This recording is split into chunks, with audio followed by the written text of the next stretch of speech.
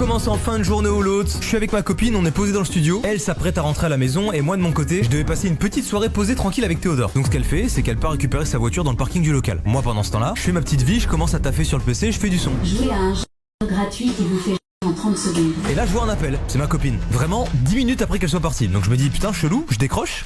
Allô Ronaldo? Mais non putain, faut que tu viennes m'aider, je suis dans le parking. T'étais un joueur incroyable sur FIFA Street. Là ni une ni deux, j'agis en conséquent, je perds pas de temps, je prends mes affaires et je descends. J'arrive dans le parking plein de testostérone et je vois ma meuf comme ça genre.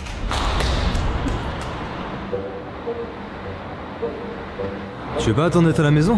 Je la reproche parce que je comprends pas, qu'est-ce qu'elle fait? Et en fait elle m'explique qu'il y a deux chatons qui sont coincés dans la voiture. Un sous celle d'Ibou, le monteur de Joyka, et un sous une voiture qu'on connaît pas. Première réflexion qu'on se fait, on sait que Ibou et Foxy, ils ont des petits chats. Donc on les appelle dans le doute en se disant, peut-être que c'est les leurs, je sais pas, ils sont montés dans la voiture, on sait pas tu vois. On les appelle et ils me disent non c'est pas les nôtres, impossible. Mais ils décident de descendre dans le doute. En fait ils descendent pas tout seuls, ils viennent aussi avec Tom et Jordan. Au final du coup il y a Jordan, Ibou, Tom et Foxy qui descendent, on se retrouve à 6 avec un paquet de croquettes. Je sais, ça fait beaucoup d'infos. Mais ce qu'il faut retenir c'est que Jordan il est...